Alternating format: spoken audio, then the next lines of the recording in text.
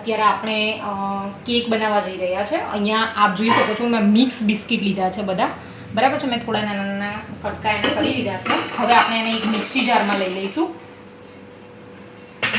અને એને ક્રશ કરી લઈશું. ઓકે,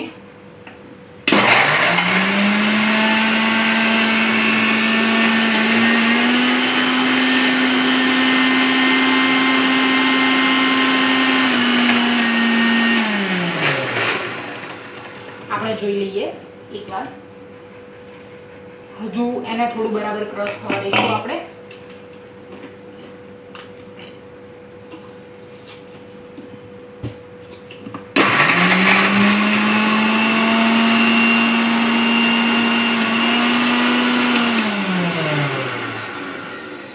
એકવાર આપણે થોડું ઉપર નીચે કરી લઈશું અને ફરી પાછું ક્રશ કરીશું.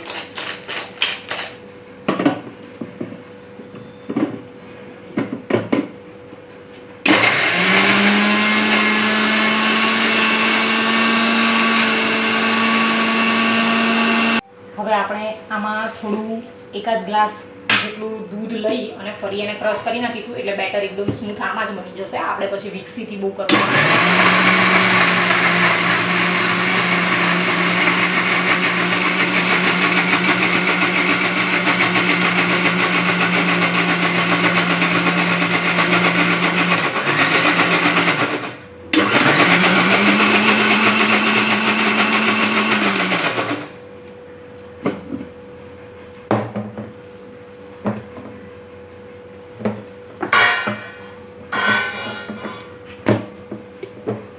ઓકે, તો આપણું આ બેટર રેડી છે કેક માટેનું.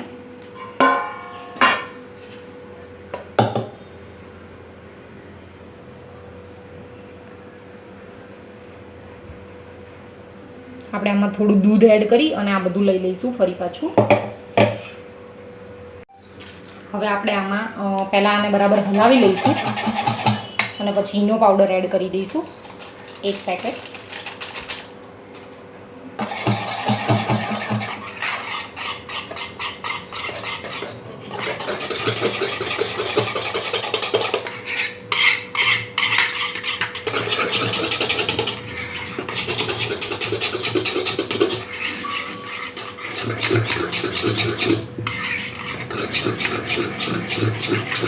તો રેડી છે બેટર.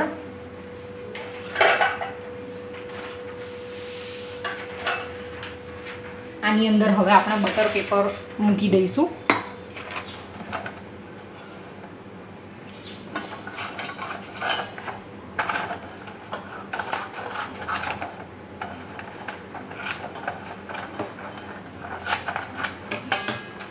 આ બટર પેપર મેં જાતે જ બનાવીને રેડી કરેલું છે, છતાં પણ આપણે થોડું બટર આની અંદર લગાવી લઈએ છીએ.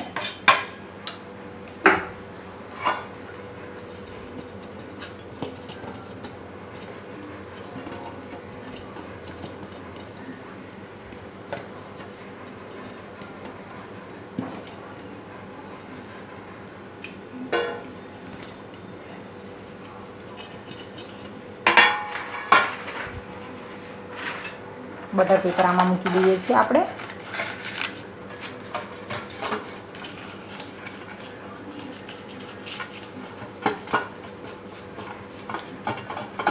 હવે આપણે આ બેટર આની અંદર એડ કરી દઈએ છીએ.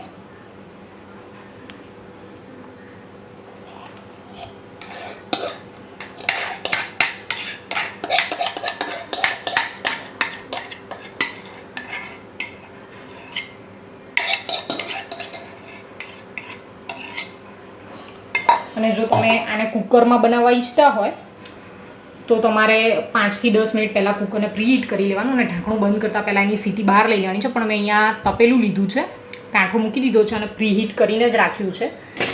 હવે આપણે આને મૂકી દઈએ છીએ. આની ઉપર આપણે એકદમ ફિટ વાસણ કંઈ ઢાંકણ ઢાંકી દેવાનું છે, જેથી કરીને ખૂબ જ ઝડપથી થઈ જશે. 30 થી 35 મિનિટની અંદર આપણી કેક રેડી થઈ જશે. ઓકે, તો હવે આને આપણે ઢાંકી દઈએ છીએ. અને ઉપર થોડું વજન મૂકી દઈશું અને આપણે મીડિયમ ટુ લો ફ્લેમ એ રીતે જ કરીશું. બહુ ફાસ્ટ આપણે ગેસ રાખવાનો આમાં નથી. ઓકે, તો હવે 30 થી 35 મિનિટ થઈ જાય ત્યાં સુધી આપણે આને રાખવાનું છે. ત્યાં સુધી આપણે ચોકલેટ સોસ છે કે બધું રેડી કરીને રાખવાનું, અને સજાવટનો જે કંઈ પણ સામાન તમારે રેડી કરવાનો હોય એ કરી લેવાનો છે. આપણી 30 થી 35 મિનિટ જેટલો સમય થઈ ગયો છે અને આપણી કેક રેડી છે. આને મેં વચ્ચે પણ એકવાર ખોલીને જોઈ લીધું હતું, અને કાઢતા પહેલાં તમને એક ટ્રીક આપી દઉં. તમે કોઈ પણ ચપ્પુ કે કોઈ પણ ટૂથપીક કે કંઈ લઈને જોઈ શકો છો. જો આ બગડ્યા વગડી નીકળે મતલબ થઈ ગઈ છે, તમે જોઈ શકો છો આપણી કેક એકદમ રેડી છે.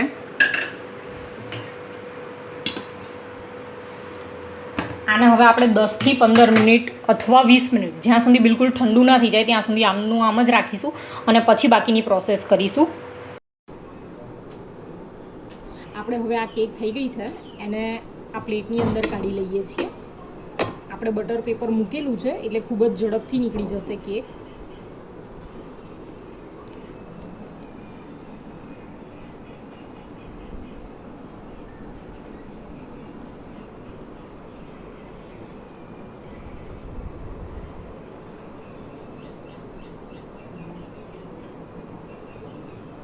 તમે જોઈ શકો છો આપણી કેક એકદમ સોફ્ટ બનીને રેડી થઈ ગઈ છે. હવે આપણે આને ડેકોરેટ કરી લઈએ. આપણે આના પર પહેલાં વ્હીપ ક્રીમ લગાવી દઈએ. આપણે લોકો કેક બનાવવા માટે જે બટર પેપર યુઝ કર્યું છે, એકચ્યુઅલીમાં હું પણ જ્યારે પહેલાં કેક બનાવતી તો મને બી ક્વેશ્ચન હતો કે બટર પેપર ક્યાંથી મળશે, શું કરવું વગેરે. તો હું તમને જણાવી દઉં કે બટર પેપર માટે તમારે તમારી ચાઇલ્ડના જે બુક્સ હોય છે, મતલબ આપણે લખવા માટેના ચોપડા કે એવું, એ બી ચાલે. પછી ઝેરોક્સમાં આપણે જે પેપર વાપરીએ છીએ એ બી ચાલે. એને તમારે લઈ લેવાનું અને એની ઉપર પીંછીથી, અથવા તમારી પાસે પીંછી ના હોય તો ફિંગર્સથી તમારે થોડું ઓઇલ લેતું જવાનું અને આખા પેપરને ગ્રીસ કરી લેવાનું. એટલે આખું પેપર ઓઇલવાળું કરી લેવાનું, એકદમ નોર્મલ. એક અડધી ચમચીની અંદર આખું પેપર આગળ પાછળ બંને બાજુ ગ્રીસ કરી અને તમારે 5-10 મિનિટ માટે છોડી દેવાનું, અને પછી એનો તમે બટર પેપર તરીકે ઉપયોગ કરી શકશો.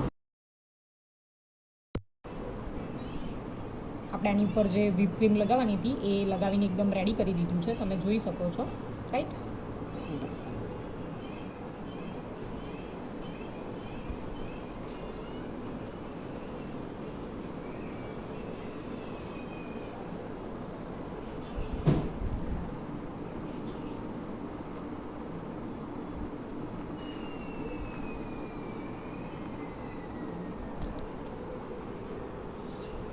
મેં ડેરી મિલ્ક ચોકલેટ લીધી હતી અને એનો ચોકલેટ સોસ બનાવી અને એક કોન જેવું બનાવી અને એમાં ભરી લીધો હતો. મેં ખાલી એક જ ડેરી મિલ્ક ચોકલેટનો ઉપયોગ અહીંયા કર્યો છે, 20 રૂપીસવાળી. ચોકલેટ સોસ તો તમે જાણો છો કે બહુ ઇઝીલી બની જાય છે.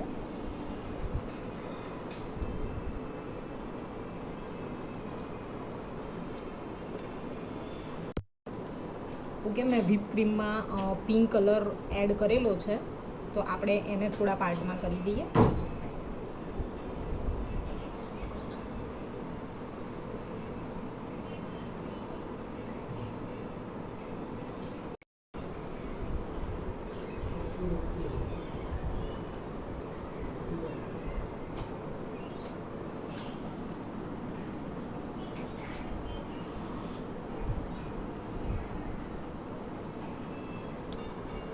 ડેરી મિલ્ક ચોકલેટમાંથી મેં આને પણ બનાવીને રાખેલું હતું.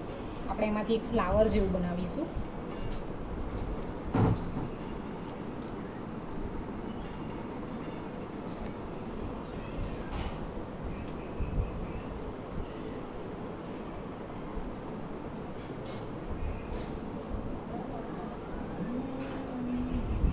ઓકે,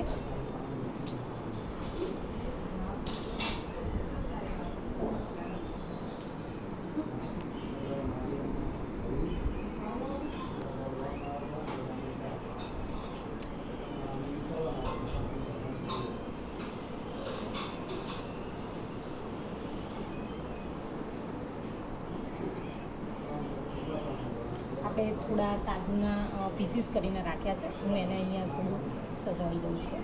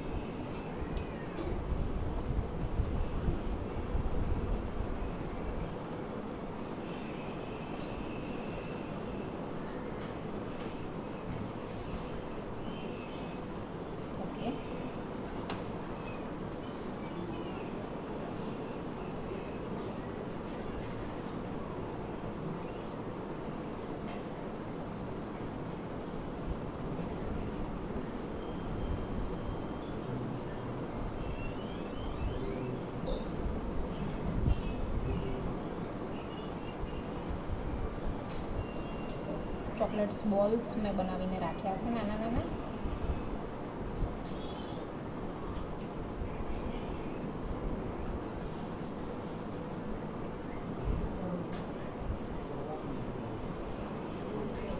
આ બધું મેં એક જ ડેરી મિલ્કમાંથી બનાવી લીધું હતું, ચોકલેટ સોસ અને નાના નાના ચોકલેટ બોલ્સ બધું જ.